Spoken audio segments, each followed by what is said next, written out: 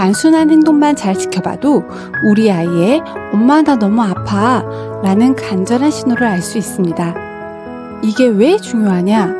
우리 아이들은 아파도 말을 못하잖아요. 오히려 본능적으로 약점을 숨기려 하죠. 하지만 강아지들은 자신이 가장 신뢰하는 단 한 사람, 바로 엄마에게는 아주 미세하고 절박한 신호를 보냅니다. 이 신호를 어떻게 하느냐?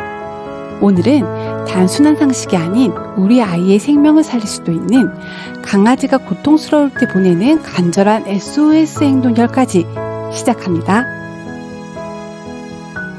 첫 번째는 밥이나 간식을 갑자기 거부하는 행동. 가장 알아채기 쉬운 첫 번째 신호는 식욕의 변화입니다.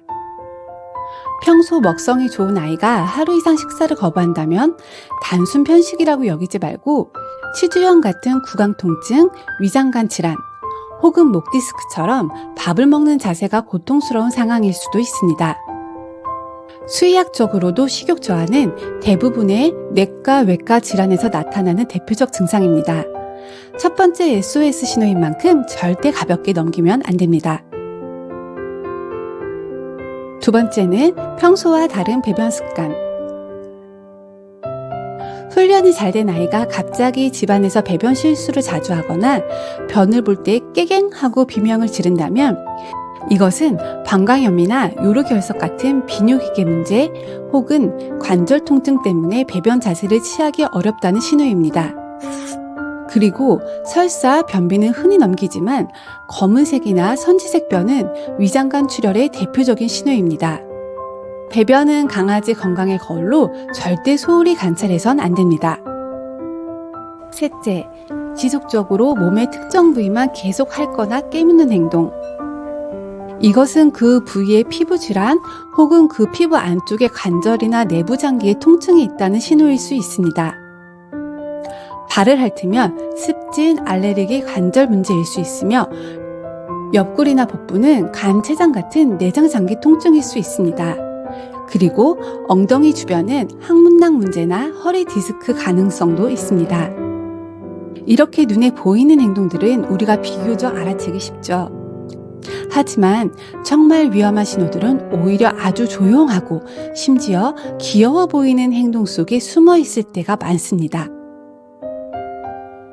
네 번째는 구석이나 좁은 곳에 숨는 행동. 평소 잘 들어가지 않던 침대 밑이나 책상 아래 들어가 나오지 않는다면 이것은 야생동물이 아플 때 자신을 보호하기 위해 숨는 본능적인 행동입니다. 몸 전체에 기력이 없거나 복부 통증처럼 웅크리고 싶은 아픔이 있다는 신호일 수 있습니다. 다섯 번째는 밤에 자주 깨는 행동. 낮에는 멀쩡한데 밤에만 낑낑거리거나 숨을 고르듯 일어나는 경우가 있으신가요? 이건 심장질환의 초기 신호일 수 있는데요. 심장이 약해져서 누운 상태로 호흡이 힘들다 보니 어떤 자세를 취해도 편안함을 느끼지 못하는 지속적인 통증이 있다는 뜻입니다. 예민해서 못 자는구나 하고 넘기지 마시고 주의 깊게 관찰해 주세요. 여섯 번째는 눈빛과 표정의 변화. 강아지의 눈은 감정뿐 아니라 건강도 보여줍니다. 평소보다 눈이 반쯤 감겨 있거나 멍한 눈빛을 한다면 통증, 피로, 우울을 의미할 수 있는데요. 또 눈물을 과도하게 흘리거나 눈을 벽이나 바닥에 비빈다면 각막 손상, 안구 건조, 녹내장 같은 안과 질환의 초기 신호일 수 있습니다. 이렇게 겉으로 드러나는 미세한 변화를 알아채는 것도 중요하지만 이제부터 알려드릴 신호들은 어쩌면 괜찮아지겠지 하고 넘기는 순간 우리 아이의 생명과 연결된 훨씬 더 긴급한 신호들입니다. 일곱 번째는 물을 평소보다 훨씬 많이 마시는 행동. 갑자기 물그릇을 자주 비운다? 이건 단순한 갈증이 아니라 당뇨, 쿠싱 증후군, 신장질환 같은 뇌과적 문제의 대표적 신호입니다. 소변량까지 늘었다면 즉시 혈액 검사가 필요합니다. 여덟 번째, 특정 자세만 고집하는 행동. 강아지가 앞다리를 엎드리고 엉덩이를 치켜드는 이른바 기도 자세를 자주 취한다면 이것은 장난이나 스트레칭이 아닙니다. 급성 췌장염의 특징적 신호입니다. 극심한 복통을 조금이라도 줄여보려는 강아지의 처절한 몸부림이자 매우 특징적인 행동입니다. 급성췌장염은 몇 시간 만에 생명을 앗아갈 수 있는 매우 무서운 질병이기 때문에 배를 주무르거나 찜질을 해주는 행동은 오히려 염증을 악화시키거나 더 큰 고통을 유발할 수 있습니다. 아이의 상태를 영상으로 기록하고 가장 가까운 병원에 먼저 연락하여 상황을 알리고 방문해야 합니다. 9번째, 빙빙 돌기, 고개를 기울이는 행동. 장난처럼 보이지만 한쪽 방향으로만 계속 돈다면 중이염, 전정기간 이상, 뇌신경 질환 같은 문제가 원인일 수 있습니다. 수의학적으로도 반복적 회전 행동은 전정기관 장애의 대표적 임상 증상으로 반복된다면 반드시 진료가 필요합니다. 고개를 자꾸 기울이고 균형을 잡지 못한다면 중이염, 심하면 뇌종양까지 의심할 수 있는 위험한 신호입니다. 특히 걷다가 비틀거리거나 눈동자가 빠르게 흔들린다면 응급 상황일 수 있으니 빠르게 병원에 문의하셔야 합니다. 마지막 10번째는 숨소리가 거칠거나 헐떡임이 멈추지 않는 경우. 이것은 어쩌면 오늘 알려드린 신호 중 가장 긴급하고 위험한 신호일 수 있는데요.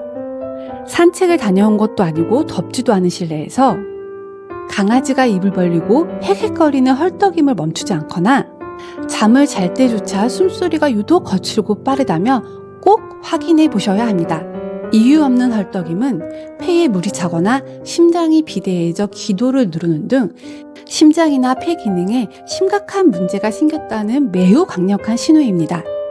특히 혀나 잇몸이 평소의 분홍빛이 아닌 참백하거나 보라색으로 변했다면 이것은 몸에 산소 공급이 제대로 되지 않고 있다는 청색증으로 지금 당장 응급실로 달려가야 하는 매우 위급한 상황입니다.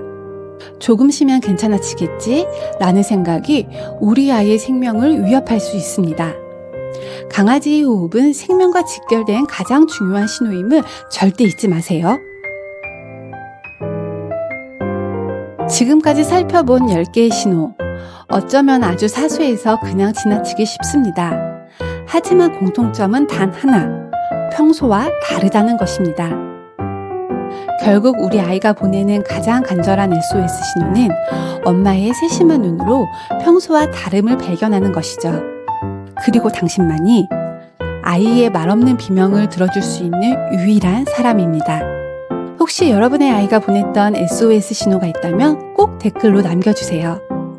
여러분의 경험이 또 다른 아이의 생명을 구할 수도 있습니다. 그리고 앞으로도 우리 아이의 건강 신호를 함께 지켜드리기 위해 저는 계속 정보를 나누겠습니다. 구독과 알림 설정으로 꼭 함께 해주세요.